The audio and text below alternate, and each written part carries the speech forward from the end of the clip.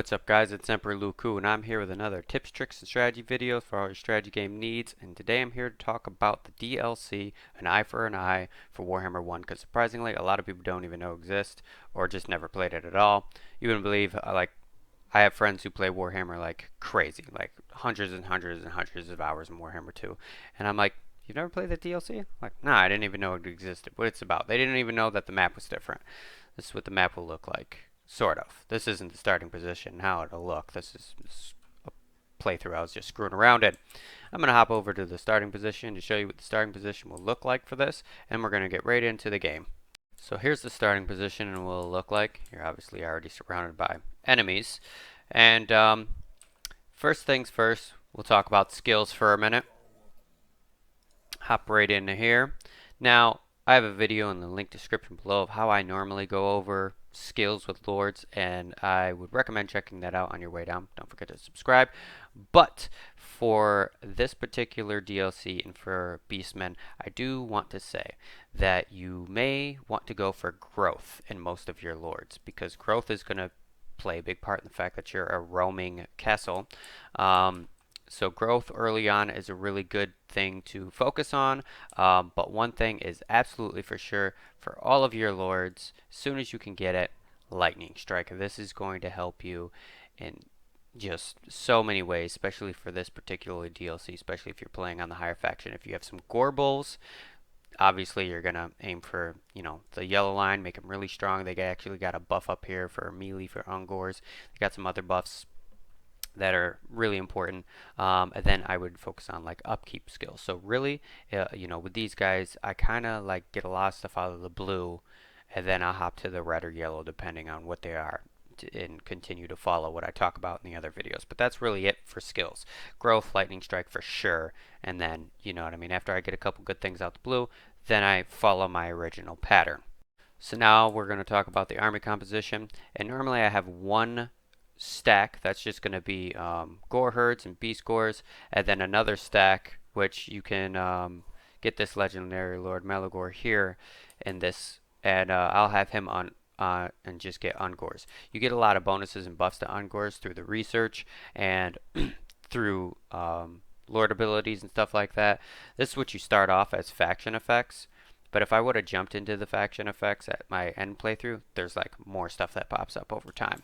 Just playing the game, getting the skills and researches, and playing the missions and stuff like that.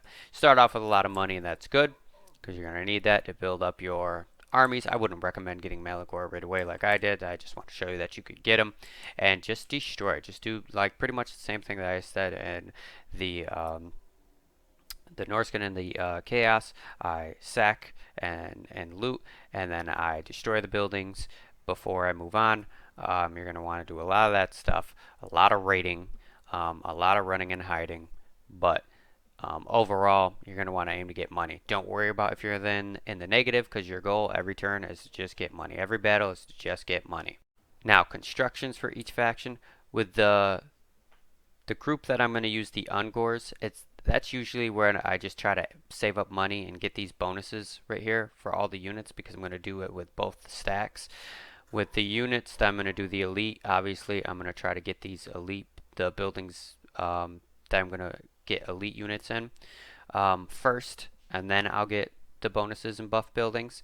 I also forgot to mention, they do have some upkeep skills. You can always put into that if you want to try to, save you a little money each turn.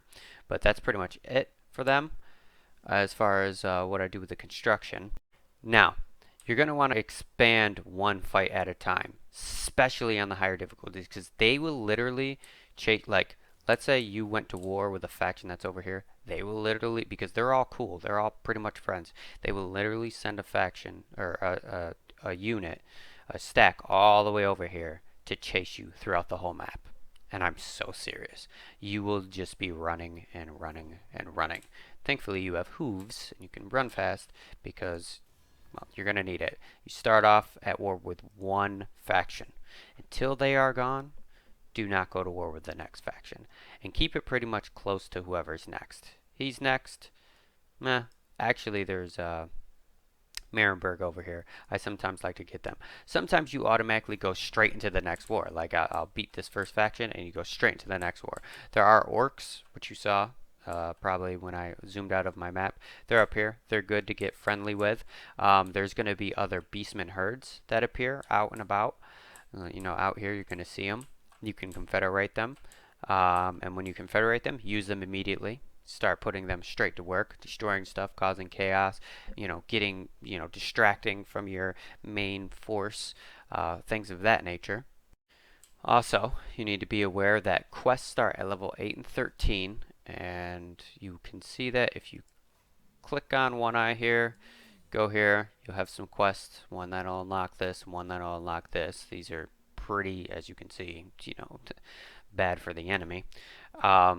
Again, take advantage of the peace that you start off with all the other factions, one at a time.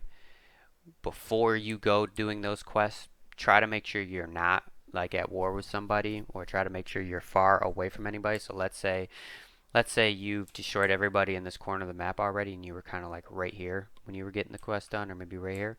Run your little happy self all the way back down here and do the quests, because you'll do the quest, you know, your units will be weakened, and then next thing you know, a stack or 3 pop up out of nowhere.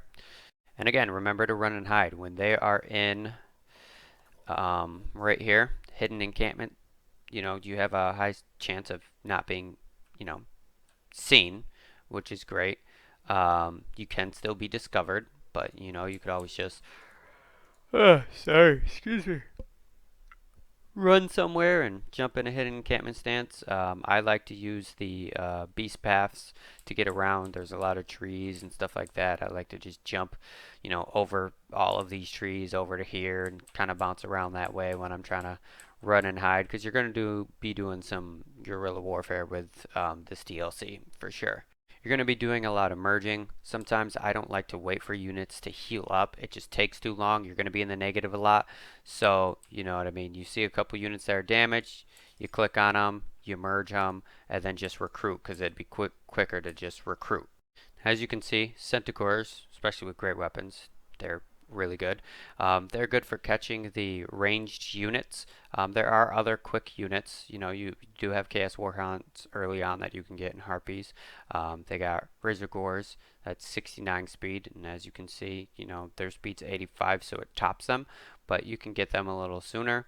They do have a lot of other little quick units. I mean, you'd be amazed. It's not really that hard to flank the enemy and just take that, you know, stuff out. You could also use giants to just walk through and go right after them. I just don't really like these giants have low speed, but I don't really do that with this particular faction because I have the option of Centaurs with great weapons, which are devastating. So keep that in mind when you know, going up against somebody who's got a lot of artillery, a lot of range. The Centaurs will work. Now, what you'll see up here is you have full moons. You have to pay attention to these and when they're coming and prepare for them. You might even want to get in a safe place, because your options of what to do in the full moons, well, sometimes they can all just be bad. But also, you know what I mean? I wouldn't say like get away from the enemy, but just make sure you're hidden, you're not near any large stacks, things of that nature, because you might also get some buffs, and those buffs may help you just rip through, you know, a whole area. So pay attention to that early on. I've looked up what people consider the Doomstack for Beastmen. Again, as I've said in previous videos, I don't really use Doomstacks, but I wrote it down here. They say 6 Cygors, 4 Minotaurs with great weapons, 2 Gorbles for stacking bonuses, and the rest Minotaurs with shields. I've actually never tried that. It sounds pretty fun. I might actually try that and just a regular PvP battle or something like that, but then again, it might be a little different for Warhammer 2, and it might be relevant for both Warhammer 1 and 2. I'm not really sure, but again, I don't really use it. Now I've jumped back to just show you the technology tree. As you can see, I got everything unlocked. I didn't really have a strategy for this, because I mean, it's decently linear. Obviously, this is one of the first things you're going to want to get, because all you're going to be fighting is humans. There's probably a couple things in here that may be slightly useless. I'm not really sure. Can't really remember if I am being honest, but it's all, relatively straightforward. It's all useful. The research comes fast, and you can complete it all fast. So, this stuff I believe costs a little money, so that it's gonna be a little different. But overall, yeah, you just get it all. You can have all of this done before the end of the game. And again, the end of the game is easy. You really just start from one side to the other. When you really start to knock down and there's only a few people left, it makes it a lot easier. It really does make the rest of the game a lot easier. But from the starting position to like getting the first couple faction out, it's hard, man. They gang up on you, they chase you. But other than that, that's it for the DLC. Small, simple, something quick you can just do, get it out of the way. It'll be a little weird if you're coming back from Warhammer 2, but I still recommend it. Like, share, and subscribe, and that is it for today.